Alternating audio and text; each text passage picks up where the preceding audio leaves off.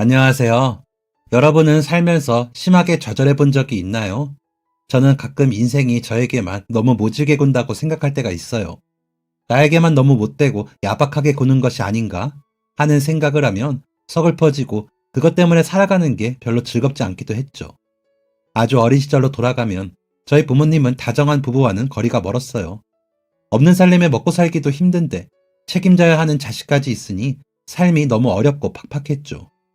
그러다 보니 두 분은 하루가 멀다 하고 매일 싸우기를 반복했어요.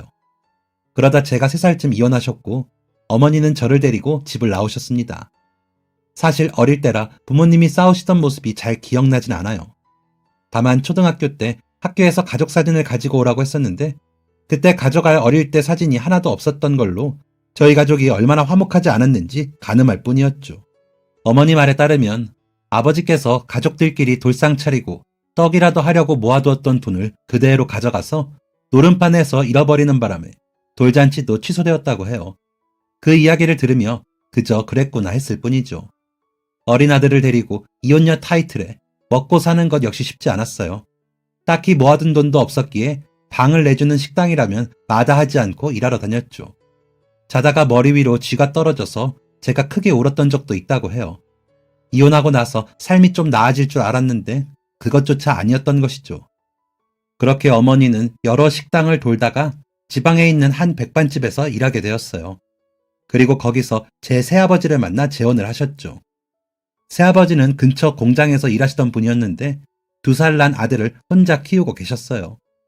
아내분이 아이를 낳다가 돌아가셔서 홀로 힘들게 아이를 키우며 먹고 살던 분이었죠. 어머니가 일하시는 백반집에 자주 오시면서 주변 사람들이 서로 비슷한 처지인 것 같다며 친하게 지내보라고 귀띔을 해주셨고 혼자 아이 키우는 게 얼마나 힘든지 토로하며 이야기를 나누다 보니 급속하게 친해졌다고 해요. 서로의 처지를 잘 이해하다 보니 더욱 그랬죠. 어머니가 재혼하고 2사람이 함께 돈을 모으기 시작하면서 집안 살림은 조금씩 더 나아졌어요. 어머니 역시 안정적인 남편을 만나고는 얼굴도 많이 좋아지셨고 새아버지 역시 제가 친아들이 아니었지만 자기 친아들하고 차별두지 않고 좋은 아버지로서 잘 대해주셨죠. 저 역시도 동생과 아주 잘 지냈어요. 엄마랑 둘만 외롭게 지냈었는데 갑자기 아버지도 생기고 동생도 생겨서 좋더라고요. 처음 동생을 만났을 때는 어땠는지 잘 기억나지는 않아요. 그렇지만 제가 기억하는 어린 날들에는 항상 동생과 함께하고 있었죠. 바쁜 어머니 아버지 대신 저희들은 서로에게 가장 좋은 친구였어요. 워낙 어릴 때 형제가 된 터라 저한테는 그냥 갑자기 동생이 생겼다는 느낌이었어요. 그냥 다른 평범한 형제들처럼 동생이 태어난 느낌? 부모님이 다르다고 해서 저랑 다른 존재로 느껴지거나 우리가 서로 남이라는 생각은 전혀 들지 않았어요. 오히려 형 동생으로 지내며 가족의 유대관계를 더욱 돈독하게 해주었죠. 저희 형제는 서로에게 가장 좋은 형제이자 친구였어요. 무엇과도 바꾸기 힘든 보물 같은 사이라고 할 수 있었죠. 특히 비슷한 환경을 가지고 있었기 때문에 나이를 먹을수록 더 큰 위로가 되었어요. 남들에게는 툭 까놓고 이야기할 수 없는 재혼 가정에 대한 고민이나 가난에 대한 것들을 우리는 함께 그 상황을 겪었기에 언제든 편하게 이야기할 수 있었거든요. 그러다 보니 주변에서 친형제보다 더 친형제 같다며 돈독한 저희 사이를 대단하다고 이야기했어요. 새아버지와 가정을 이루고 행복할 것 같던 저희 가족에게는 또 다른 시련이 찾아왔어요. 제가 중학교에 다니던 때 3살 차이 나는 동생은 아직 초등학생이던 때였습니다. 새아버지께서 일하시는 공장에 가스 누출 사고로 폭발이 일어났어요. 하필이면 새아버지는 그날 공장 당직 때문에 내부에 계셨고 차마 대피하지 못하고 폭발로 일어난 화재 현장에서 결국 숨을 거두시고 말았습니다. 공장에서는 산재 처리 대신 그날 당직을 서던 아버지께서 제대로 체크하지 못해 일어난 사고라며 되려 사고의 원인을 새아버지의 탓으로 돌렸어요. 사실은 공장장이 오래된 시설물을 그대로 방치하고 돈이 드는 것이 아까워 교체 작업도 하지 않고 제대로 관리하지 않았던 탓이었는데 말이죠. 하지만 누구 말이 맞네 틀리네 왈가왈부를 따지기에 그곳은 너무나 큰 업체였고 기나긴 싸움을 하기에 우리 집은 시간도 돈도 여유가 있는 것이 없었습니다. 결국 어머니는 울며 겨자 먹기로 그나마 공장에서 더 이상 이 일에 대해 이의제기를 하지 않는 명목으로 제시한 합의금을 받아야 했어요. 아버지가 돌아가신 슬픔을 미처 느끼기도 전에 시끄러운 싸움으로 정신이 탈탈 털려버린 거죠. 새아버지가 돌아가신 후로 어머니는 달라졌어요. 평소에는 손도 대지 않던 술을 드시기 시작하시더라고요. 첫 번째 결혼도 실패하고 겨우 만난 두 번째 남편까지 죽은 것이 박복한 자신의 운명 탓이라며 보이지 않는 것을 탓하기 시작했습니다. 술을 드시고는 한참을 우시다가 또 화를 내며 소리를 지르기도 하셨어요. 주로 내가 무슨 잘못을 했길래 이렇게 남편까지 잡아먹냐. 내 자식도 아닌 자식까지 거두게 생겼으니 앞으로 나는 어떻게 사냐. 같은 이야기들이었습니다. 그러시다가도 또 갑자기 저희를 붙들고 미안하다. 엄마가 미안하다. 진심이 아니었어. 미안하다. 라고 하며 울기도 하셨어요.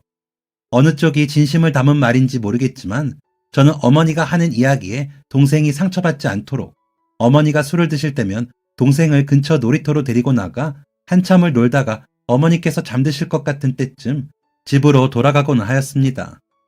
그렇게 매일을 미친 사람처럼 술을 마시며 울다가 웃다가를 반복하던 어머니는 어느 날부터인가 이상한 분들을 만나기 시작했습니다. 동네에서 조금 떨어진 곳에 있는 무당이라고 하셨는데 주변에 어떤 아주머니가 아주 용하다며 소개를 해주었다고 하더라고요. 그곳에서는 제 친아버지이자 어머니의 전남편이 길에서 객사하며 자신을 버리고 집을 나간 어머니에게 나쁜 마음을 품어서 한이 맺혔다고 했습니다. 그 후 어머니는 그 한을 풀기 위해서 무당집을 드나들며 구신이 뭐니라 한다고 며칠을 집에 들어오지도 않기도 하고 타지에 다녀오기도 하였어요. 새아버지의 합의금으로 받은 돈과 그동안 벌어둔 돈까지 박박 긁어모아 그곳에 가져다 바쳤습니다. 그러던 어느 날 집으로 돌아오니 어머니께서 짐을 싸고 계셨어요. 엄마 뭐해? 어디가? 또 굿하러 가? 제가 물어보자 어머니께서는 이미 초점을 잃은 눈으로 저를 붙잡고 말씀하셨어요. 엄마가 이번에 들었는데 그동안 엄마 인생이 안 풀린 이유가 있었어. 내가 너랑 네 동생이랑 아주 상극이래. 같이 있으면 집안은 물론 인생까지 말아먹고 잘못된다고 하더라. 그래서 서로 떨어져 있는 게 좋다네. 안 그러면 엄마도 너도 네 동생도 다 죽을 수도 있어. 그러면 안 되잖아. 그치? 이번에 가는 곳이 아주 용한 곳이라 정성스럽게 기도하면 괜찮아진다고 하니까 엄마가 가서 열심히 치성 드리고 올게. 너도 이제 고등학생이니까 엄마 없이 동생 챙기면서 지낼 수 있지? 너도 이제 다 컸으니까 잘 지낼 수 있을 거야. 엄마 얼른 가봐야겠다. 우리 셋이 모이면 아주 안 좋은 조합이라고 하니까 절대 먼저 엄마 찾지 마. 알았지? 그렇게 말하더니 엄마는 다급하게 통장이니 뭐니 짐을 챙겨서 떠나셨어요. 그리고 다시는 만날 수 없었죠. 저 역시 그렇게 찾지 말라고 신신당부하고 떠난 엄마를 굳이 찾고 싶지도 않았고요. 그날부터 고등학생인 제가 저희 집 가장이 되었어요. 저 혼자 살며 걱정을 하는 것이 아니라 어린 동생까지 있었죠. 당장 먹고 살 걱정이 문제였어요. 무책임한 사람은 되기 싫어서, 그리고 저보다 어린 동생이 혼자 남겨진 게 안쓰러워서라도 저는 형으로 가장으로서 힘을 내야 한다고 생각했어요. 인터넷으로 아르바이트를 찾아서 하기 시작했고 동사무소에 방문해 도움받을 수 있는 방법이 있는지 알아봤어요. 다행인지 그동안 어머니께서 수입도 없이 모아둔 돈을 쓰기만 하셨기에 기초생활 수급 지원도 받을 수 있었어요. 하지만 수급 지원을 받는다고 해도 의식주를 해결할 수 있는 정도는 아니었죠. 아르바이트 한 돈으로 전기세, 수도세 등 공과금을 납부하고 쌀과 반찬을 샀어요. 최대한 돈을 아끼기 위해서 책이랑 인터넷에서 레시피를 찾아서 요리도 직접 했죠. 그래봐야 마트에서 파는 제일 저렴한 햄으로 만든 김치 볶음밥이나 찌개가 대부분이었어요. 고기 같은 건 꿈도 꾸지 못했고 제일 만만한 게 라면이었죠. 저야 이제 어느 정도 자라서 상관없다 싶었지만 아직 한창 성장기인 동생이 그렇게 부실하게 먹는 게 늘 신경 쓰였어요. 그래서 제 생활비를 줄여서라도 어떻게든 동생에게는 제대로 된 음식을 먹게 해주려고 노력했죠. 성적이 워낙 좋았던 덕분에 원하는 대학교는 웬만하면 거의 다 갈 수 있었어요. 하지만 등록금이나 입학금이 문제였기에 비교적 등록금이 저렴한 국립대학교로 정했어요. 다행히 전액 장학금으로 입학할 수 있었고 그 무렵 동생도 고등학생이 되었습니다. 대학을 서울에서 다녀야 하는 상황이라 어쩔 수 없이 동생과 함께 지역을 옮겨야 했어요. 발품을 팔아서 제일 저렴한 곳으로 이사를 했어요.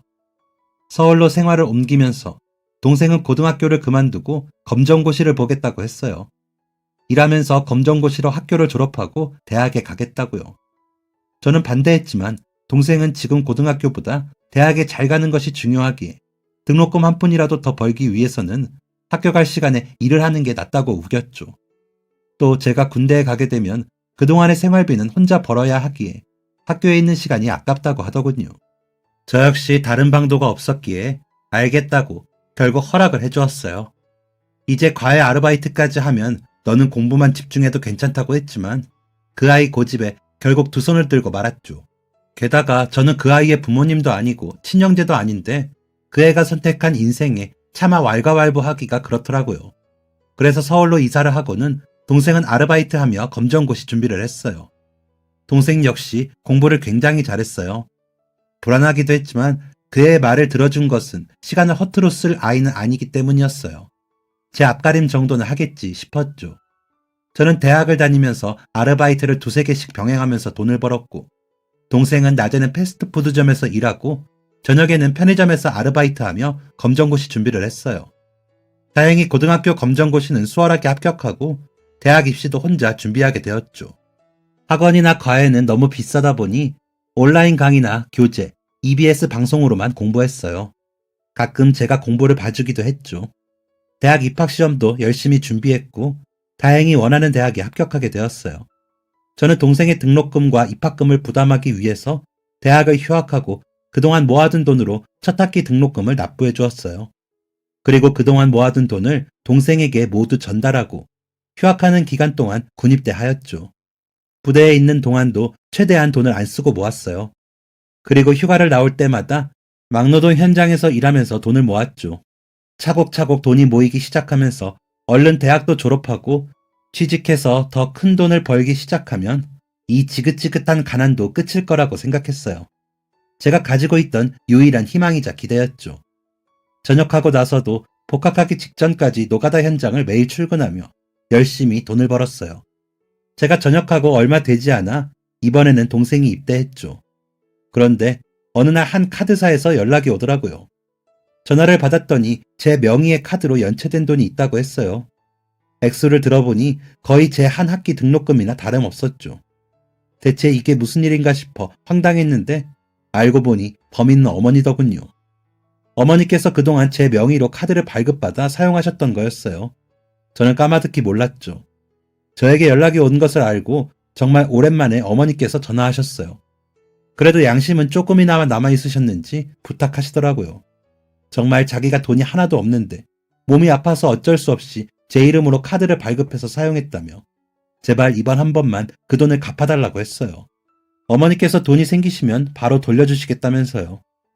가족의 정이라는 게 참 어처구니가 없어요. 떠날 때는 그렇게 밉고 이제 부모와 자식 간의 인연도 여기서 다 끝인 것처럼 헤어졌는데 이렇게 우는 소리 한마디에 마음이 흔들리다니 참 우습죠. 어쩌면 제가 공부머리만 똑똑하지 멍청한 것일지도 모르겠어요. 아니면 똑부러지지 않는 것일지도요. 결국 저는 어머니에게 알겠다고 하고 카드사에 연체 신청을 해서 카드 빚을 갚아나갔어요. 다행히 한 번에 갚지 않고 여러 회차에 걸쳐서 갚을 수 있더라고요. 다만 수수료가 더 붙어서 갚을 돈이 늘어나기는 했죠. 동생에게는 차마 이 사실을 이야기할 수 없었어요. 정말 죽을 듯이 이 악물고 일해서 동생이 전역하기 전까지 카드 빚을 갚았어요. 빚을 다 갚고 나자 허탈하더라고요. 내가 무엇 때문에 이러고 있나 싶기도 했고요. 무엇보다 이제 제 생활비와 등록금을 마련하기 위해 또 일을 해야 한다는 사실이 저를 괴롭게 했어요. 나는 무엇 때문에 이렇게까지 사나? 대학이고 뭐고 다 무슨 의미가 있나 싶었어요. 인생의 뚜렷한 목표도 꿈도 없는데 이런 게 다 의미가 있을까 싶은 생각이 들었죠. 뭔가 간절하게 붙들고 있었던 게 갑작스럽게 다 끊어져 버린 느낌이었어요.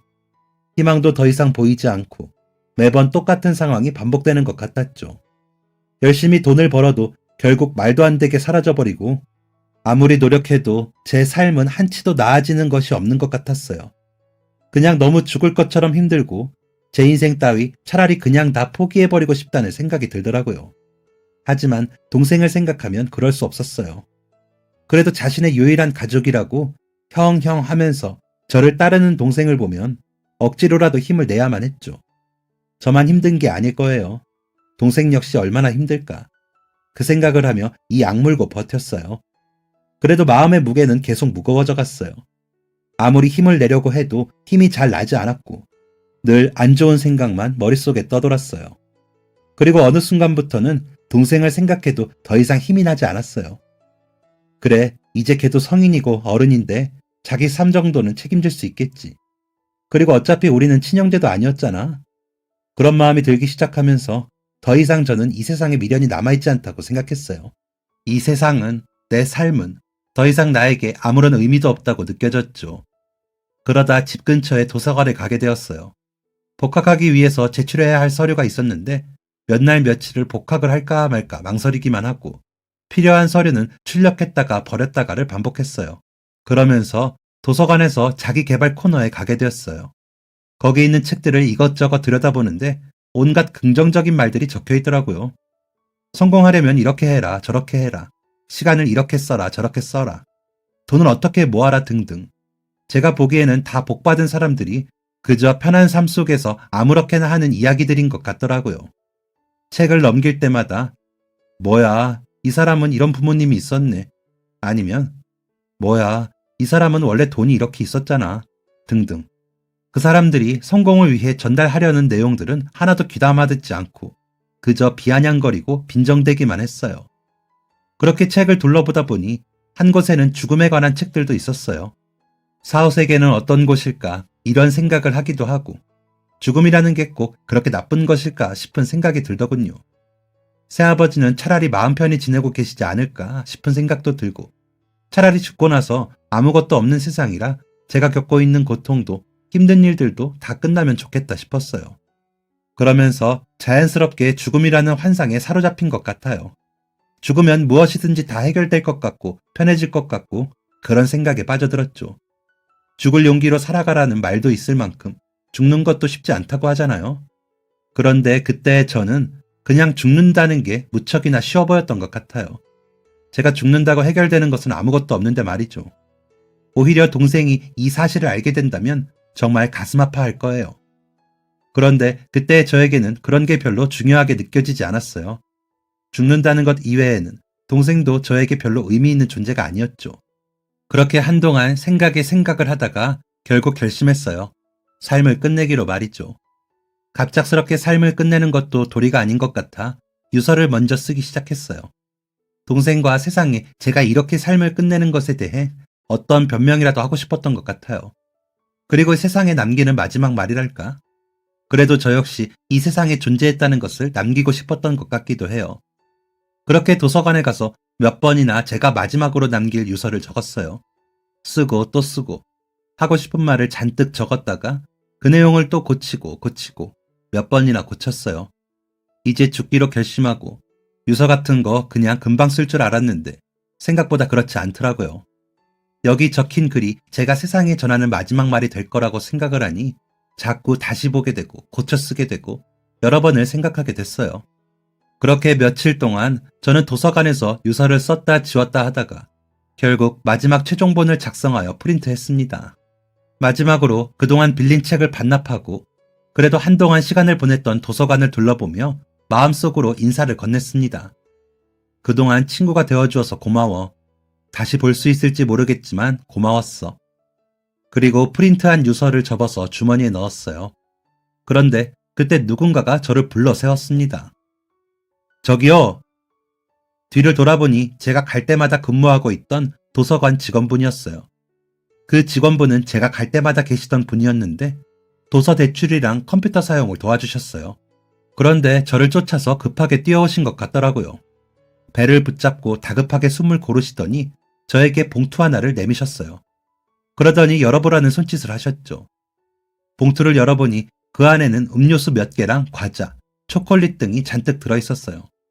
그리고 아주 오래되고 낡은, 지금은 다들 인터넷이나 핸드폰으로 보느라 잘 찾지도 않을 것 같은 작은 한문사전 한 권이 들어있었어요. 저는 어리둥절한 표정으로 이게 뭐냐고 물었죠. 그랬더니 그분께서 저에게 주시는 선물이라고 하더라고요. 세상 사는 게 가끔은 참 팍팍하죠. 신이라는 게 있는지 없는지 참 야속할 때가 많아요. 내가 전생에 죄를 많이 지어서 힘든가 싶기도 하고, 반대로 나중에 얼마나 큰 복을 받으려고 이 고생을 하나 싶기도 하죠. 내가 얼마나 큰 인물이라고 나를 이렇게 시험하시나 싶을 때도 있고요. 그런데도 삶은 계속되고 다들 살아가요. 지금 이 순간을 버티면 반나절이 되고, 그걸 또 버티면 하루가 되고, 그렇게 조금씩 버티다 보면 어느새 일주일, 한 달, 그리고 1년이 돼요. 큰 결과가 보람을 느끼기도 하지만 작은 일들이 행복을 만들기도 하는 것 같아요. 그 작은 것들이 모여서 이 순간을, 하루를 버틸 수 있는 힘을 주고요. 그래서 정말 힘들고 지칠 때 저는 오히려 커피 한 잔, 달콤한 사탕이나 초콜릿 하나가 위로되고 힘이 되기도 하더라고요. 제가 직접 해보고 알려드리는 거니까 효과는 있을 거예요. 그러니까 믿고 해보세요. 정말 힘들고 너무 지칠 때면 그냥 이 달달한 간식 하나에 다 담아서 씹어서 꿀꺽 삼켜버리세요. 그러고 나면 좀 나아질 거예요. 더 나아가면 괜찮아지고 다음을 실행할 힘을 주기도 할 거고요. 다 드시고 오늘도 내일도 또 버텨내시고 나면 이 책 반납하러 오세요. 인기는 없어도 매니아층이 있어서 가끔 나가는 책이니까 꼭 반납하러 오셔야 해요. 알겠죠? 그러면서 봉투를 든 제 손을 묵직하게 그리고 따뜻하게 잡아서 두드려주고는 다시 도서관을 향해 가셨어요. 저는 그 자리에서 멍하니 그분이 주고 간 봉투를 들고 있다가 집으로 돌아가 한참을 울었습니다. 들고 있던 유서가 다 젖을 정도로 말이죠. 아마도 그분은 제가 계속해서 죽음에 관한 책을 대여해서 보고 유서를 몇 번이나 썼다가 지우고 마지막으로 유서를 프린트한 것을 보았던 것 같아요. 제가 갈 때마다 근무하던 분이기도 하고 프린트가 카운터 쪽에 있어서 다 되면 직원분이 정리해서 전달해 주시거든요. 그리고 그분이 전해주신 봉투와 해주셨던 말을 다시 곱씹어 보았어요. 제가 쓴 유서도 다시 한번 읽어보고요. 그러면서 생각했어요. 사실 이 유서를 쓰고 마지막으로 마음을 정리하면서도 저는 누군가가 저를 잡아주기를 바랐던 것일지도 모르겠다고요. 어쩌면 그래서 혼자 방구석에서 책을 읽고 유서를 쓰는 대신 그렇게 사람들이 다니는 공공도서관에서 유서를 쓰고 있었던 것이 아닐까. 누군가 제발 나 좀 붙잡아주기를, 살아가라고 용기를 주고 희망을 주기를 간절히 바랐던 것은 아닐까. 죽고 싶다는 생각만큼 정말 간절하게도 살고 싶었던 것 같아요. 사실은 정말 죽고 싶지 않았던 것 같아요. 누구보다도 간절히, 정말 간절히 잘 살고 싶었나 봐요. 그리고 다시 마음을 다잡았어요. 그분이 저에게 이 책을 다시 반납하러 오라고 했으니 그렇게 해야겠다 싶었죠. 대신 제가 조금 더 강해지고 탄탄해져서 가고 싶었어요. 마지막으로 본 모습이 아닌 건네주신 위로와 용기를 받고 새롭게 달라진 모습을 보여드리고 싶었죠. 그날 늦은 밤 동생으로부터 연락이 왔어요.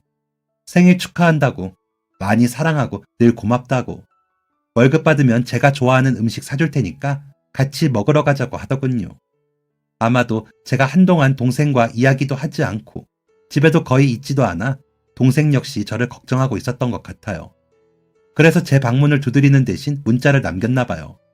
차마 형한테 무슨 일이냐고 묻지도 못하고 혼자 소가리를 하며 걱정했을 동생을 생각하니 마음이 아팠어요.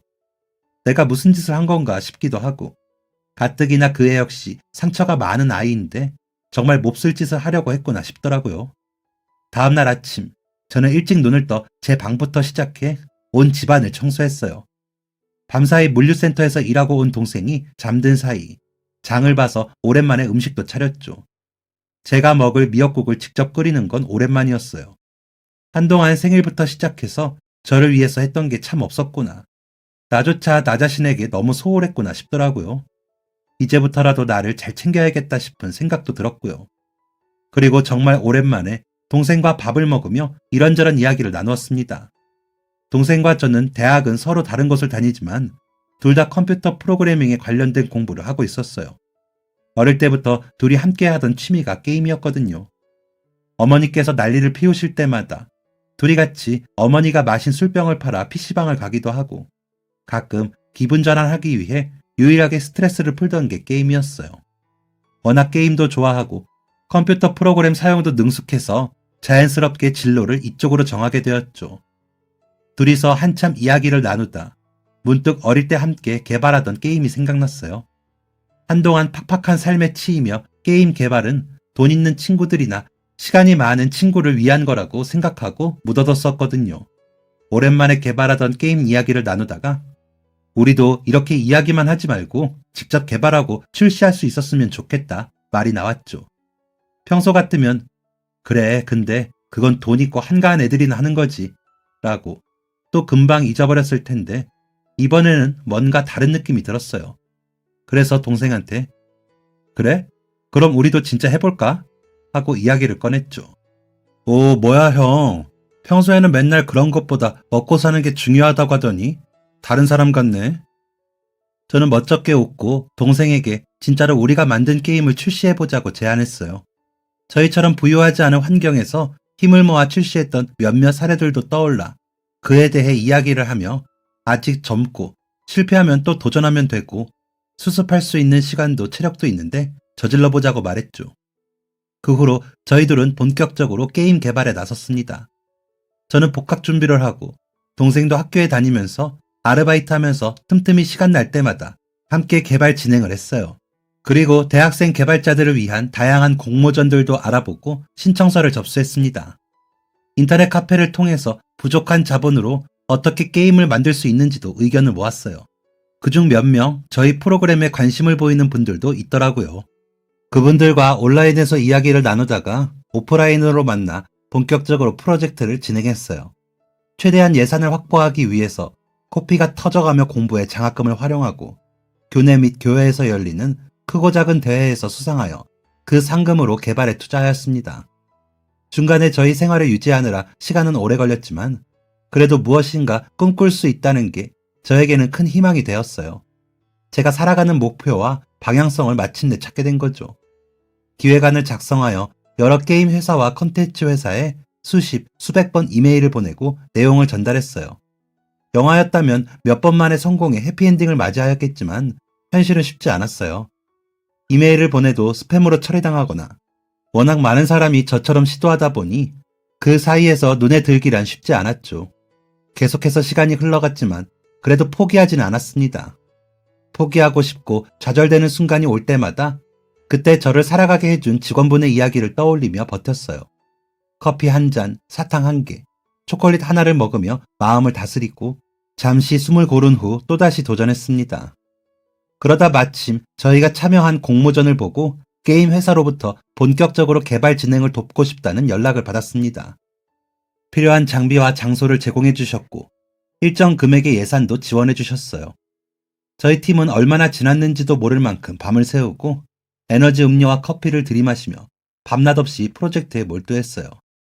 그리고 마침내 처음 이 게임을 진짜로 만들어 보자고 이야기를 나누고 몇 년이 지나서야 저희는 게임을 출시할 수 있었어요.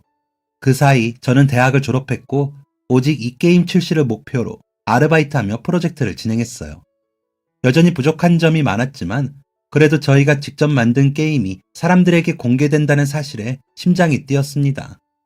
아직 보완해야 할 점이 많고 완벽하지 않으니 어떤 반응이 나오더라도 겸허히 받아들이고 고쳐나가자. 이제 겨우 시작일 뿐이라며 팀원들과 함께 마음을 다스렸어요. 드디어 출시일이 되었고 오픈하자마자 폭발적인 반응은 없었어요.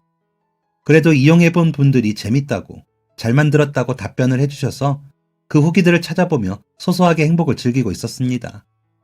그런데 시간이 지나면서 점점 사용자가 증가했어요. 숨은 보물, 나만 알고 싶은 게임이라는 타이틀이 붙으며 점점 순위가 올라가기 시작했어요. 그리고 한 달 후 그야말로 대박이 터졌습니다. 다음 레벨은 없냐, 확장판을 달라 등등 게임을 더 즐기고 싶다는 많은 분의 요구가 빗발쳤어요. 입소문이 나기 시작하면서 이름 있는 게임 유튜버들도 저희 게임을 직접 해보고 후기를 남기기도 했습니다. 그런 영상이나 인터넷 글이 올라오자 저희가 만든 게임은 점점 더 사용자가 늘어나기 시작했어요. 이렇게 규모가 커지다 보니 더 이상 저랑 동생 그리고 팀원 몇 명으로는 감당이 되지 않을 정도가 되었습니다. 이 사실을 알고 저희에게 처음 지원을 해주었던 게임 회사에서 이번에는 제대로 된 투자를 하겠다고 나섰어요. 본격적으로 사업자를 내고 동생과 저는 게임 회사의 대표가 되었죠. 그렇게 받은 투자 지원으로 장비를 보충하고 인력도 보충했습니다. 그동안 프로젝트를 외부에서 도왔던 친한 친구들이 발벗고 나서주었어요. 아직 소규모의 작은 회사였지만 친구들은 저와 동생을 보며 두 사람은 무슨 일이 있어도 어떻게든 잘 살 것 같다며 한 친구는 아예 직장도 퇴사하고 우리 회사로 이직하였습니다. 부족했던 점들을 보완하고 더 많이 즐길 수 있게 아이템들도 다양하게 늘려갔어요. 어느새 저희는 인기 게임에서 손꼽히는 게임 중 하나가 되었고 회사의 규모도 점점 커졌습니다. 정신을 차려보니 매출은 이미 손익분기점을 넘어섰고 제가 한 회사의 대표가 되었다니 뭔가 믿기지 않았어요. 그리고 정말 오랜만에 제가 예전에 썼던 유서를 다시 꺼내보았어요. 그때 썼던 제 마음들을 읽어보며 그래, 이때는 참 힘들었지 싶었죠. 그리고 제가 지금까지 걸어온 길들을 떠올리며 그동안도 참 힘들었는데 그런데도 계속 도전하고 버틸 수 있게 해주었던 그 도서관 직원분이 생각났습니다. 시간이 몇 년이나 흐르기는 했지만 혹시 아직도 그 도서관에서 일하시지는 않을까 하는 생각이 들었어요. 직원분이 주셨던 책을 꺼내보며 이제는 만나러 갈 준비가 되었다고 생각했어요. 그리고 저희 형제가 성공한 이야기를 듣고 어머니께서 연락을 주신 적이 있어요. 저는 어머니에게 단호하게 저희 형제가 힘들 때는 곁에 없다가 성공하니까 연락을 했냐며 다시는 연락하지 말아달라고 못을 박았습니다. 전화를 끊고 마음이 많이 안 좋았지만 그래도 참 잘했다 싶었어요. 때로는 나를 힘들게 하는 인연을 단호하게 잘라내는 것도 용기라는 생각이 들었거든요. 이전이라면 그런 어머니라도 어떻게든 인연을 붙잡고 싶고 의미도 없는 죄책감에 마음이 무거워져 어머니 부탁을 들어드렸을 텐데 그동안 참 많이 단단해졌구나 싶은 생각이 들었어요. 어머니에 대한 마음이 정리될 때쯤 저는 드디어 책을 가지고 오래전 동네의 그 도서관으로 향했어요. 도서관을 들어가는 동안 심장이 두근거려 입 밖으로 튀어나올 것 같더라고요. 도착해서 주변을 둘러보았는데 직원분이 보이지 않으셨어요. 그만두시거나 다른 데로 발령받으셨나 싶은 생각이 들며 아쉬운 마음으로 터덜터덜 걸어 나오는데 입구에서 익숙한 얼굴이 보였습니다. 반납하러 오셨어요? 제가 찾던 직원분이 해맑게 웃으면서 저를 쳐다보고 계셨어요. 저는 너무 기쁜 마음에 그만 저도 모르게 달려가서 그 직원분을 껴안아 버렸어요. 그분은 처음에는 당황하긴 하셨지만 다 안다는 듯 제 등을 두드려 주시면서 다시 만나서 저도 반가워요 라고 이야기해 주셨어요. 저희는 도서관 앞에 벤치에 앉아 그동안 있었던 이야기들을 나누었습니다. 책을 돌려드리며 그때 저에게 주셨던 이 책과 간식들 그리고 해주셨던 말 덕분에 제가 버틸 수 있었다고 너무 감사하다고 말씀드렸어요. 살아보니까 참 좋다고 말이죠. 그러자 그분은 오히려 그 마음을 알아주고 이렇게 살아줘서 그리고 잘 살아줘서 자신이 더 감사하다고 했어요. 처음 이곳에 왔을 때부터 어두운 표정으로 책을 덮었다 열었다 책장을 읽지도 않은 채 넘기는 모습이 인상 깊었다고 해요. 그래서 유심히 보게 되었는데 처음에는 자기 개발서를 보는가 싶더니 어느 순간 제가 우울증과 죽음에 관한 책들을 보고 있어 그때부터 걱정이 되었다고 하더라고요. 그러면서 방문할 때마다 점점 어두워지는 표정을 보며 마음이 좋지 않아 어떻게든 도움을 주고 싶은데 뭘 해야 할지 몰랐다고 했어요. 그러던 중 제가 유서로 보이는 글들을 보고 빌렸던 책도 다 반납하고 계속 고치던 글을 프린트하는 것을 보고 어쩌면 오늘이 마지막일 수도 있겠다 싶은 마음에 어떻게든 제 마음을 돌려보려고 뛰어나와 저를 붙잡으셨다고 했습니다. 그분도 예전에 삶을 다 포기하고 싶은 순간이 있으셨다고 해요. 어려운 가정 형편에 준비하는 시험도 계속해서 실패하면서 자신보다 더 많이 가지고 앞서 나갔던 사람들을 보며 상대적 박탈감을 느껴 많이 힘드셨대요.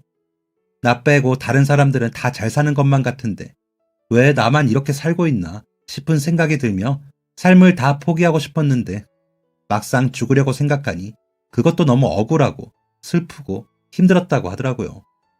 근처 건물 옥상까지 올라갔는데 그 순간 시험 공부하면서 늘 마시던 자판기 커피가 너무 먹고 싶었대요.